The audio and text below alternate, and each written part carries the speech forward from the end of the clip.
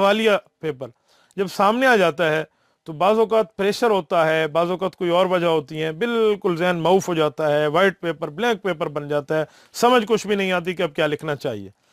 اس کے لیے کیا کرنا چاہیے؟ تو میرے دوستو، میں آپ کی خدمت میں وہ بات پیش کرتا ہوں جو میں نے اپنی بالکل نرسری لیول سے لے کر یونیورسٹی لیول تک اور اپنا اولا درجہ سے لے کر تخصص تک مکمل کے مکمل درجات میں پیپروں کے اندر جو چیز کی ہے، وہ وظیفہ، وہ ترتیب، وہ میں آپ کی خدمت میں رکھتا ہوں۔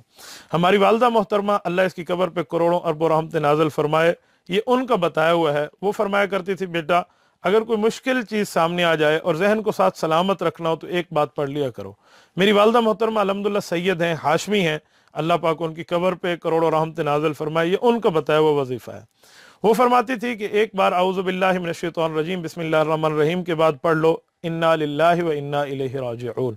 اس کے بعد سورت نمبر 92 ہے قرآن کریم کی 30ویں پارے کی سورت والضحیٰ واللیل اذا سجا، یہ مکمل پڑھ لو۔ فرماتی تھی جب یہ دونوں پڑھ رہے ہو تو کویسچن شیٹ کو بالکل نیچے رکھ دو، یعنی الٹا کر کے رکھ دیں، یہ اس طرف دیکھے نہیں، سوالیہ پرچہ جو ہے اس کو الٹا کر دیں یا دیکھے نہیں۔ جب پڑھ لینے کے بعد اپنے آپ پر بھی پھونک لو، پرچے پر بھی پھونک لو اور لکھنا شروع کر دو۔ میں اللہ کی قسم اٹھا کے کہتا ہوں، اللہ رب العزت کا فضل، کرم، احسان، امتنان ہے، میں نے اپنے ان تمام سالوں میں اولا سے لے کر دورہ حدیث سے لے کر تخصص تک ایک بار کسی استاد سے ایک ڈنڈا نہیں کھایا۔ الحمدللہ یہ پڑھ لیتے تھے، اور اس طرح امتحانات میں سیکنڈ اور تھرڈ پوزیشن تو رہی دور، پوزیشن ہولڈر بننا ہوتا تھا، اور وہ بھی فرسٹ کے درجے میں۔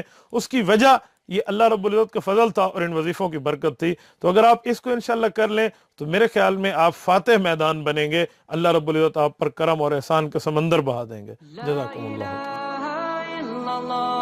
محمد رسول اللہ علیہ صلاة اللہ وآلہ والأحبہ